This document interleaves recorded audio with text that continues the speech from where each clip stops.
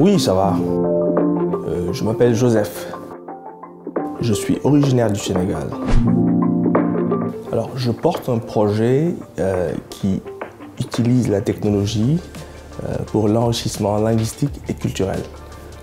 C'est un projet qui est à destination des personnes qui, en général, sont issues de l'immigration et qui, pour la plupart, ont un niveau de français familier. C'est-à-dire que j'essaie d'apporter les outils pour qu'ils puissent avoir un français plus soutenu. L'objectif, c'est de les rendre autonomes dans leur vie de tous les jours et notamment par rapport à l'administration, parce que souvent le vocabulaire administratif utilise un jargon qui est difficilement accessible aux communs des mortels.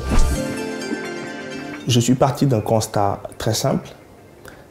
J'ai eu la chance d'avoir fait les études supérieures.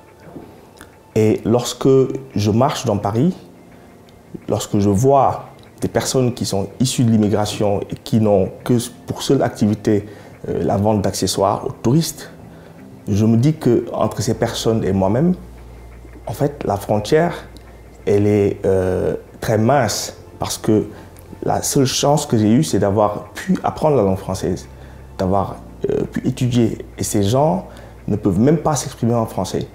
Et je me suis dit que lorsqu'on donne à toutes ces personnes la possibilité d'apprendre le français, ils peuvent se former, ils peuvent occuper des métiers qui sont plus valorisants et changer l'image que les gens ont, la société a en général de l'immigration. J'ai pu structurer mon projet, j'ai pu rencontrer beaucoup de personnes, notamment des mentors, qui m'ont donné leur avis sur des aspects qui, à mon avis, sont clés par rapport à la bonne marche du projet. Singa m'a apporté d'abord du lien, c'est-à-dire que ça m'a permis d'entrer en connexion avec des personnes, avec des structures que je ne connaissais pas, mais aussi une assistance individualisée. Singa reste ce que c'est-à-dire ce mot en lingala, qui est une langue du Congo. En fait, ça veut dire le lien, mais pour moi, c'est plus que le lien. Singa, pour moi, c'est un lien vivant.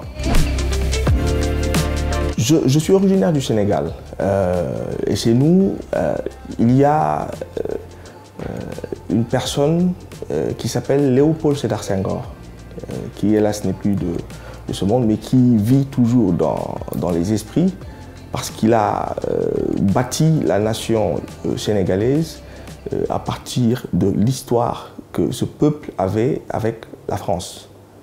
Voilà.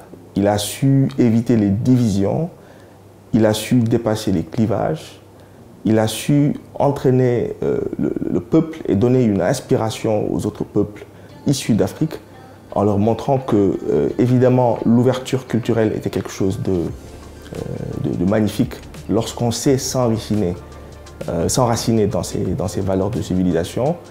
Et il a redéfini ce qu'était la francité. La francité, donc c'est-à-dire l'ensemble des valeurs de civilisation du monde francophone. Et ça, c'est quelque chose de beau, c'est un lien vivant. Donc c'était Singa un peu avant l'heure. Lorsqu'on se lève le matin pour faire quelque chose, on travaille ou autre chose, il est fondamental de rechercher le sens de ce qu'on fait. Voilà. Et des fois, le chemin est difficile parce que ça rentre un peu en contradiction avec certaines idées reçues. Voilà. Mais il faut se battre. Voilà. Il faut se battre pour la responsabilité individuelle, il faut se battre pour notre responsabilité collective, parce que nous devons vivre ensemble.